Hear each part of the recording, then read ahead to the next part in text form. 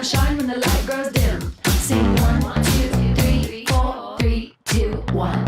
Cause no one can do it like we do it, like we do it, like we do it. Cause no one can do it like we do it, like we do it. Alrighty, everybody, Henry Jackson here with Fear of a Flat Planet. And it's my very great pleasure to introduce and welcome to the show, LAURIE BLOUIN. LAURIE, how are we doing? Hi, I'm good, and you?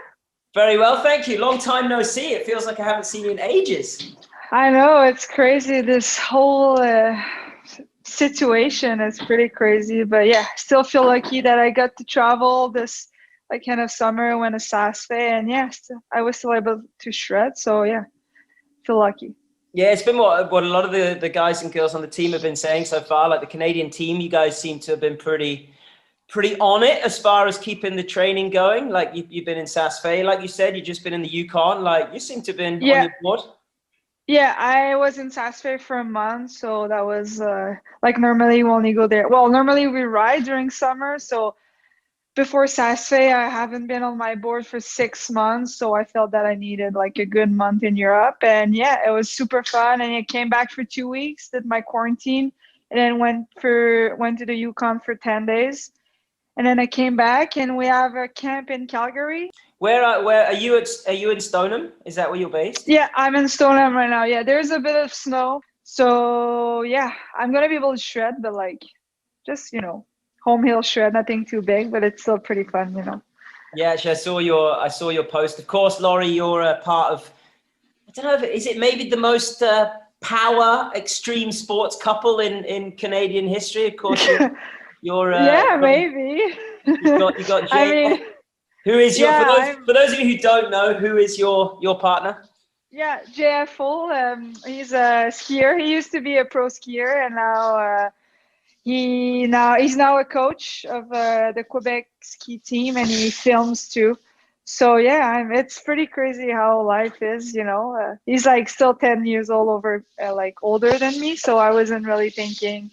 We just randomly met in a bar, drunk, and yeah, everything started from there. And yeah, I'm happy we're together, and it's nice to actually travel with your boyfriend, and yeah, just when he came to X game with me, it was crazy to have my boyfriend, and he can really understand my lifestyle, so that's a huge part. Yeah. Do you ever get into the age-old debate, ski versus snowboarding? No, not really, because he has an older mentality, so I feel skiers are inspired a lot by snowboarders, for tricks and stuff like that, if I'm not wrong. Yeah. You look at where is he? Where's JF? Yeah, he's right there. Yeah. He's away. What's up? There he is. Yeah. So no, there's no battle or either. He loves snowboarding, and I love skiing too. I love watching skiers. So no, there's no. I feel that's more an old mentality. So yeah. Yeah, for sure. It's funny sometimes though. You can get You can get it Yeah, I do jokes about skiers. So yeah. No, it's chill. Oh, that's awesome. And of course, yeah. So you have the benefit of one of the best follow cam filmers in the world as well. It's nice because before I met him, it was hard to get films. It's crazy because you need to hire someone, and sometimes you're in training camp, you don't think about that. It's a lot of stuff to think, and to have him in my life, it's a plus for that. And yeah, I'm happy and grateful for that. So when you say it's hard because you have to hire people, does that mean he does it for free? No.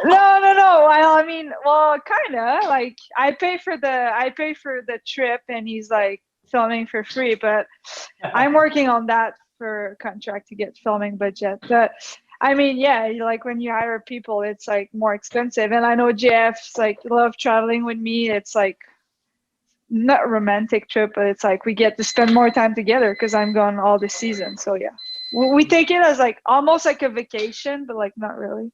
I mean, we'll jump straight in at the top here. Maybe the highlight of your career. I don't know. I'm presuming, but of course, the X Games gold at your first ever big there. I was there for that weekend, and you talk about it in your edit in Uprising about how that was the scariest jump Yeah. like to ever Actually, hit? And yeah. because It was like that year, I think it was really, they made the jump really poppy. it was gnarly. If It was yeah, so gnarly. Like if guys, I I remember compare guys to, were dropping out. Like not that it should be yeah, guys and girls thing, but yeah, I know, it was yeah, heavy. I know. And I think if I compare to like last year, the jump was like so much, it was just like so much scarier. And like, I remember like before like dropping switch, I was like talking to like Elliot, the Canada snowboard coach, and I was like, I don't know if I can do this. And I was like, not almost like shaking. I had like so much like emotions because it was my first X game, and like, you know, one of like the biggest jump I ever hit. And I was like, okay, now I was like talking to myself, and I was like, all right, just Yeah. like I just said, I'm not gonna think about anything. It's a jump. It's just a normal jump. And then yeah, went over my fear, and I'm stoked that I Yeah, of did course. that. I mean, it worked out so well, but I mean, it was so gnarly that year. Like people Yeah, would just get I like don't understand. They people wanted were to just see dropping out of quads, the I guess. sky, Yeah, like and like not just yeah, not just like, you know, sometimes you'll go to, let's say, a World Cup where there's, you know, there's a big field of riders, yeah, and you know there's maybe some who like they're not quite at the top of their game yet, so yeah, you can yeah, kind yeah, of expect a bit of inexperience. But that was like yeah. they're like some of the best riders in the world, just I know, bam, I know. It bam. was crazy, and I'm happy that I had the chance to like do it because it's such a great experience. And after hitting that jump, I'm like no jumps is scaring me anymore. Honestly, I'm it's not like surprised. I'm like, good thing I was able to hit that jump. And is it I mean, obviously X Game gold, especially on your debut X Games, that's Yeah, incredible. Would you say that's is and that big your air. most Honestly, I was memorable victory surprised. or best Yeah, one?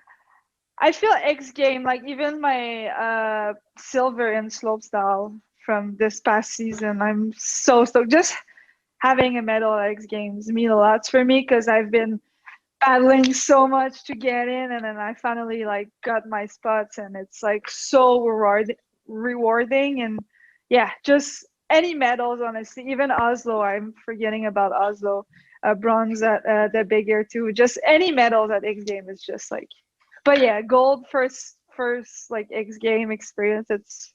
It's a highlight for Because sure. it took you a while to get in there. Like Oh my god, yeah, it seemed like almost that was half the battle, was getting you into the X Games. Because yeah, you know yeah, your riding level certainly was up there with everyone else who was getting yeah, invites, but there was just yeah, year after year there wasn't an invite. You know, you kind of burst onto the scene quite a long time ago, yeah, and came in pretty hot with the cab double underflip, the yeah, cab double nine, which was like at that time you were one of, yeah, I yeah. guess, probably three girls doing it. It was, I guess, it was I think it was, yeah, Anna, you and only Julia, me, maybe. Julia, yeah, me, Julia, and Anna, yeah, Yeah, yeah, yeah, and so you burst onto the scene, and obviously when you come in with a heavy trick like that, everyone's like, oh, this girl. And then it seemed like I've watched you.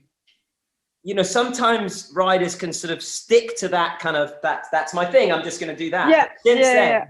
I've watched you, like the progression of each part of your, let's say, the 4 different rotations. Like you'll Yeah, come back, and I'm like, oh, Laurie's learned. Oh, she's got a bit of switch yeah, backside in her now, and then yeah. like there'll be all Well, these other things.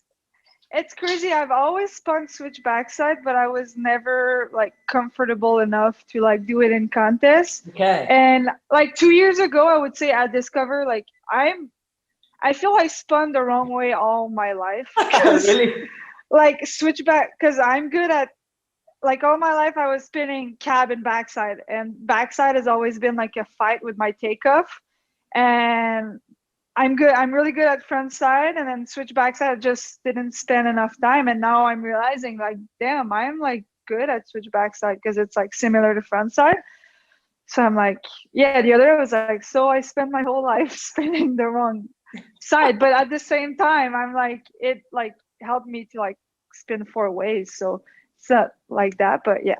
So yeah, switch backside. I'm stoked that I am in Sasfe. I put like a lot of time in that, and I want to bring to contest like more for sure. Cause yeah, I feel maybe not next year, but in 2 years, the bigger is going to be two different ways for girls. Because I think we're there now. Like the progression is just like it keeps going, and it's cool to see that. So I think it would be cool to see like the men's like two different ways for bigger.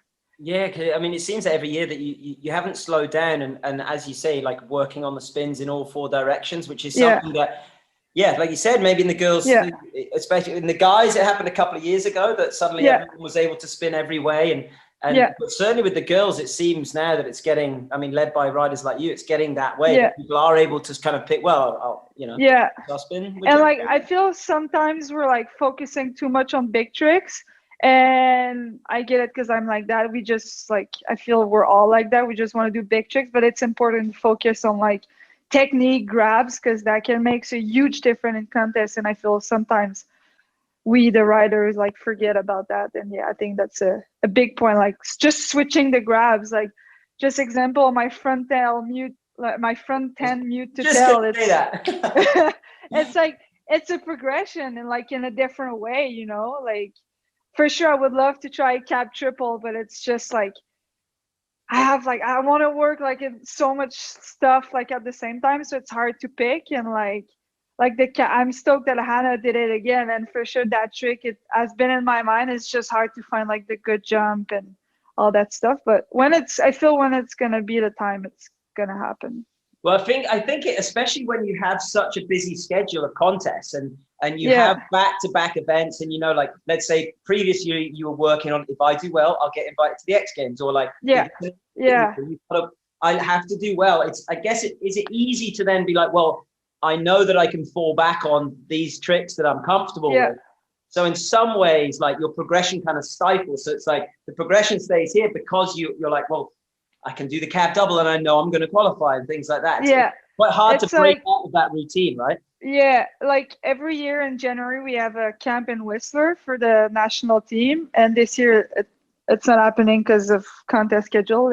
It changed, but yeah, it's like at that camp I'm like, okay, do I need to get more trick consistent, or like what do we focus? It's like at that camp that I like always decide, okay, I might have time to learn something new, but I need to like get consistent more on that and that. So honestly, it's the only time of the year normally I can really like practice, like work on my trick.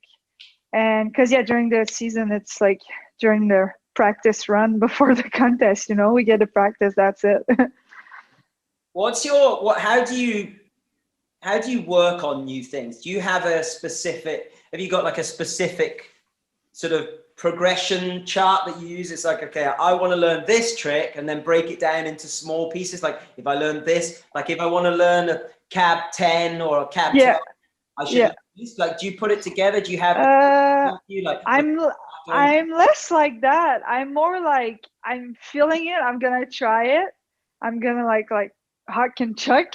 But Elliot, the kind of snowboard coach, is more like that, learn like that trick to like try that trick. And I just take a little bit of both, and like sometimes like example whatever, like because captain, I've been doing cam 9s for so long, it was like a pretty easy like kind of translation, because it's not that hard when you used to do cam 9. But like front 10, I never done front 9 double, and I don't feel comfortable doing front 9 double because I just had bad experience with front under 5. Like in LAX a couple years ago, I did one and like went way too big over flip, like straight to my face. And I don't know, I just feel less comfortable on like front under. So front 10, I just like did some front under cork 7, and then went straight to front 10. So I guess it really depends of the trick and how comfortable I feel. Fair enough. So you just got back from the Yukon, is that right? How long were you up there for? 10 days or so? Yeah, 10 days, and it was good. It wasn't too cold because up north is pretty cold and there's not a lot of light. So we were riding the jump at night to make sure the light was good, because like it's really sunny when it's winter. It's like always gray, or like the light is like either sunrise or sunset. You're like not sure. Yeah. So, but they have a rope tow with like a bunch of rails, and I'm stoked because I know I need to work on my rail game, and I put a lot of time on my rail game over there. So I'm stoked for that. And yeah, the jump the first couple days was hard because the builder had a hard time. The snow was like so the snow there is too dry, so it was hard to make the takeoff like hard. But yeah, the last 3 or 4 days it was really good, and we had sled laps, so we had like so much time on the jump, and yeah, that was super fun. Yeah, I've never been up to Yukon. It seems like a pretty rad place. It's so nice. It's crazy the wildlife there. The first day we got there, like coyotes and like ravens were like fighting for a fox, like What? a dead fox for food. Yeah, 2 coyotes and like 5 or 6 raven were like trying to get The ravens are fighting coyotes. The ravens were like they're massive over there. They're like, and there's a lot of eagles too, like whitehead eagles. Yeah. Yeah, Bullhead it's eagles. crazy. Yeah. You worried that if you crashed too hard on the jump, maybe they come in and like start eating you? No, they're scary. The ravens. Scary. They're massive. Yeah. I don't know if I like the idea of like over here in Europe, ravens are not, Yeah, they're like, yeah. I don't like the idea of ravens attacking coyotes. That just doesn't. No, they were not attacking. They were like trying to get the food, and coyote were trying to steal it, and they were like, yeah, it was pretty crazy. And then, yeah, like coyotes over there, they're like dogs. They're everywhere. Like I was driving to go to the grocery, and then like on the road, the coyote was just like walking on the side of the road. It's like normal. What about in Stoneham? Do you get any of this wildlife over in Stoneham? Not as much. We get like deer and stuff like that, but not as much as in the Yukon. Like Mikey and like all the boys saw a bobcat on their way. You know, bobcat, a huge cat. I think I saw that online. The story? Yeah. So yeah, it was on the way to the hill. They saw the bobcat. Yeah, it's like if you go. So I'm close to a national park. So if you drive, maybe you're gonna see more wildlife, but not as much as up there. Yeah. So what's it like? Because I've never been to Stoneham. Like I saw some of your videos. I was scrolling through your Insta just before we started. And, saw some pretty sick tree runs that you were filming last year. You were talking about how you like to come home and kind of reset, and it looked like you were splitboarding somewhere. Oh yeah. So that's the national park. It's like those runs are like what 10 or 15 minutes drive, and yeah, there's like spot to go splitboarding. And if you go further, if you drive like an hour and something, there's like higher mountains for like splitboarding. There's actually a lot of spot. We can go to Chic-Choc. You know Chic-Choc, Gaspésie? No, I don't. No, it's pretty cool. It's like 5-6 hours drive from here, and those are like pretty big mountains. And yeah, you can like do some splitboarding, and have like a pretty legit ride down. Yeah, my impression of Quebec is all like really small hills. I know. Yeah, but yeah, where I live, it's more mountain. And if you keep going, like Saint-Jean and like more up that part, there's a lot of street spot in Saguenay and all those spots. There's this is like the mountain area where I live. I always forget how big Canada is. Like when you guys, it's massive. Drop in like, oh, it's a casual 6 hours away, and I'm thinking like, if I drive 6 hours in Austria, I'm in another country.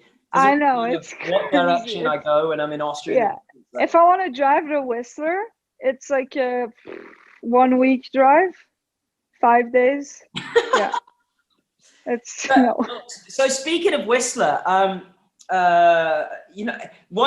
before we get onto Whistler, one thing which has been a kind of common theme in these interviews I've been doing with all the crew from the team is actually the majority of the team's made up from riders who aren't necessarily from like Whistler or like from a big mountain. Everyone's from kind of like the smaller zones. Yeah, Ontario or Quebec. It's kind of interesting to I know, it's crazy. I know, maybe because we're not used to have that stuff. So I don't know, maybe not work. Yeah, maybe we're like trying to work harder. I don't know why. That's true, because like Mark is from Saskatchewan. Like it's so flat over there. There's like no mountains. I It's guess like worse than Quebec. people ride what's in front of them, and I guess all the guys and girls who grew up in Whistler, they've got the best backcountry in the world, so they're probably like, well, we'll just ride this. No, I don't know. It's a weird. It's weird. What was your path like to get on the national team? Did you go through the provincial team system as well? Yeah, I did. I went to but it wasn't. I feel it was less complicated, like back in my time, I would say, compared to today, because I know a couple young people are like on the Quebec team, and I'm like, feel my time was like more easy. But yeah, I went through the like regional team, like Quebec team, and then I got on the development team, and then the national team after. But yeah, it took a couple years for sure to be on the national team, and I get it. They want you to, like, when you're on the national team, like you're ready and like you're prepared, and I get it. But yeah, no, it was but I feel it wasn't that long. It was maybe a good 5 years maybe. So when did you start riding? How old were you when you started riding? I started when I was 5 or 6, and then I started competing. I did my first rail contest because I used to be like a big rail rider before jumping. Yeah, it's crazy. Yeah. And yeah, my like stepfather like told me, oh, you should like try that contest. And I was like, no, I don't know. And I was like the only girls, because like no girls were like in contest really. So yeah, and then from there, like I really liked it, and then from there I started to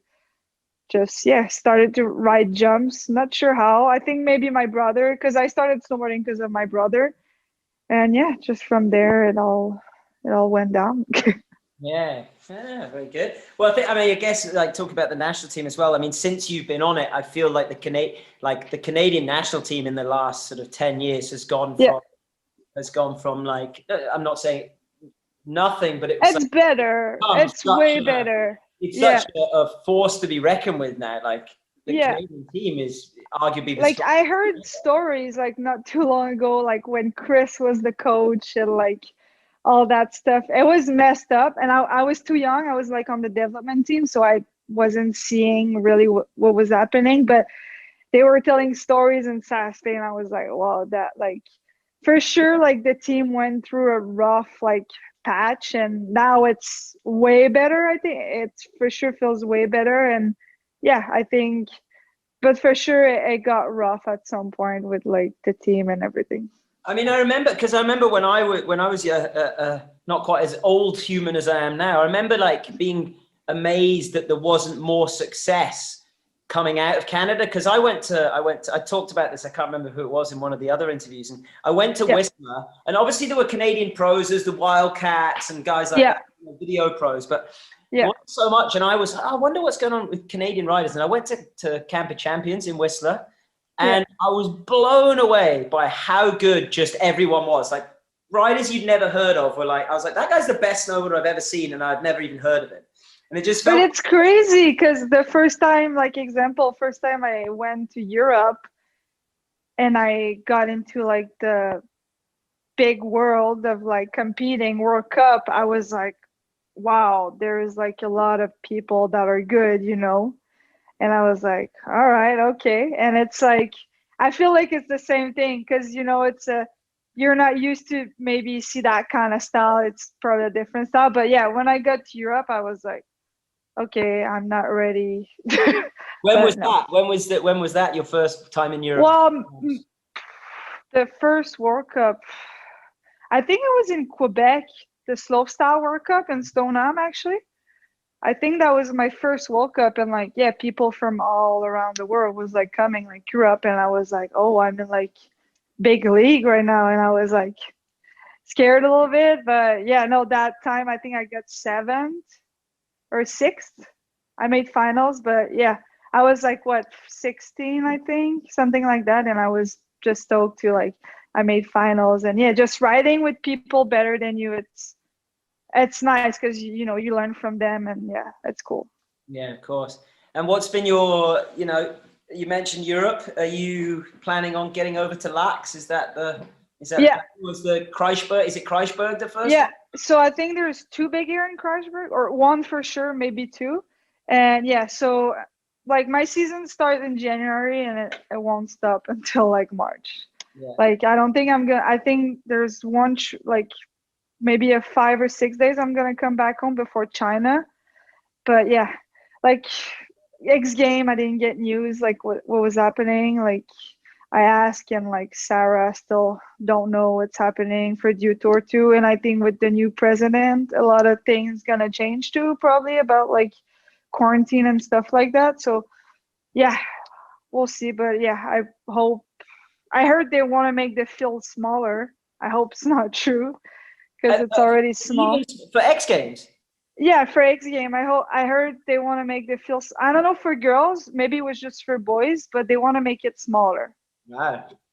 Yeah, so I don't know. I hope nothing of that's gonna happen, and yeah, hope X Game's gonna happen, and yeah, we'll see. But yeah, if all the contests are happening like it's supposed to be, then I'm only gonna be home for 5 days because it's easier to just keep traveling, and because Canada we have to do quarantine, and I guess Europe too, some places. Yeah. Yeah, who knows? It changes at the moment. Yeah, I know. Thing going on at the moment in Europe, so it's really hard to keep up. But Yeah. So yeah. you just got to keep going and see what happens. Yeah, I know. I mean, know. it feels But like yeah, I think what we're gonna do is like Kreuzberg, then ride locks before the contest, then do the contest, and not sure what's after. I think after that it's supposed to be X Games and Mammoth. So yeah, we'll see. It's crazy that it's already like Olympic qualifier. Well, that was going to be my don't get it. because we've talked quite a lot. We've mentioned X Games, we've mentioned different contests, World Cups, but of course we didn't mention a certain silver medal from Pyeongchang. Yeah. Yeah, I'm happy.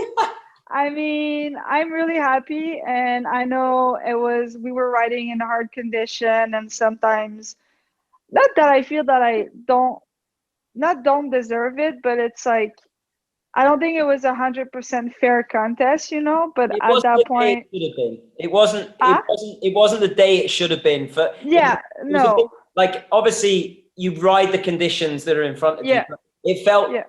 I think it was really good that the big air went so well for all the girls, because I know. At that time, like women's snowboarding was for me the most exciting thing to watch. Like the guys, like the progression had almost peaked a little bit. Like, of course, it's exciting to see the guys, but you could kind of tell. At some point, they're doing quads. Like it's hard to progress more, Yeah, but with the girls, you're like watching progression during the contest in front of you, and it was so like, like someone might do something that's never been done before. It was crazy. Like perfect condition, like warm, but like not too warm. It was just so crazy. And yeah, I'm stoked that happened.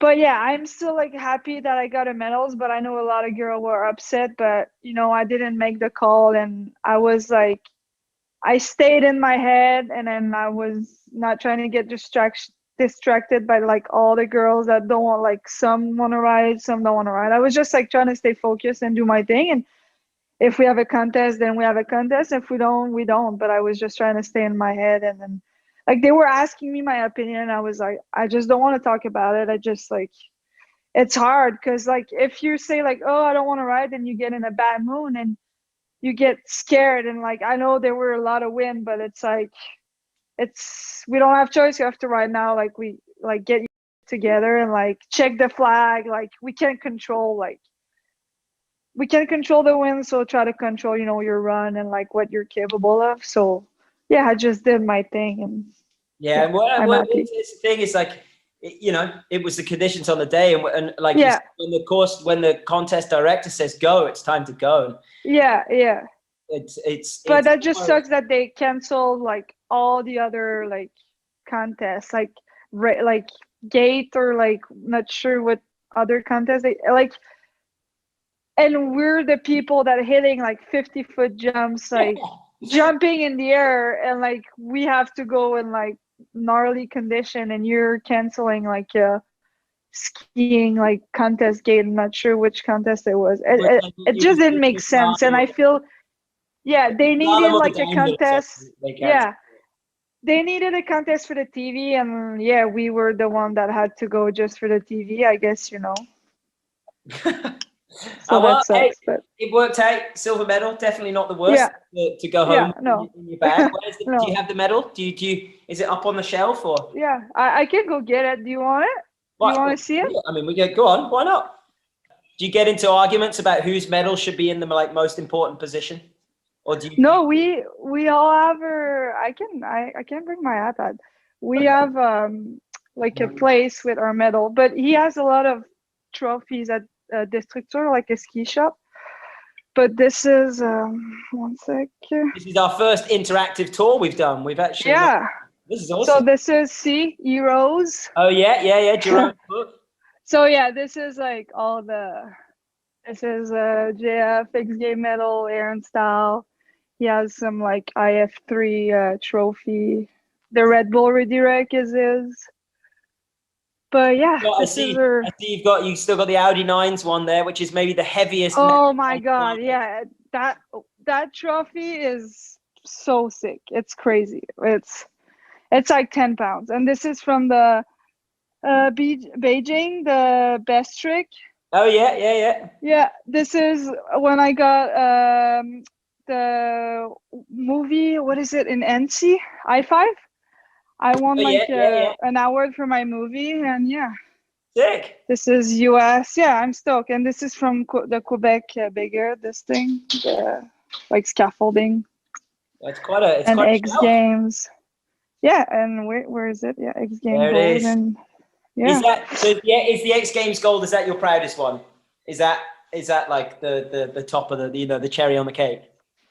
I think so. Yeah, I mean all my medals are like, but the X Games one for sure are the most important one. The Olympic one is too, but it's different. You know, X Game has been like a dream for me since I'm young, so it's really different. Sometimes, like obviously sometimes the results are great. It's nice. Like I get that feeling where you're talking about the Olympic medal as well. It's like, it's great to have the medal, but it wasn't necessarily the best conditions. Do you have any results where you like necessarily didn't win or even get a medal, but you're like, I rode the best? Like, I did the best I could have, like I was the most happy with what I just did. Like, is there any other contest where you maybe didn't?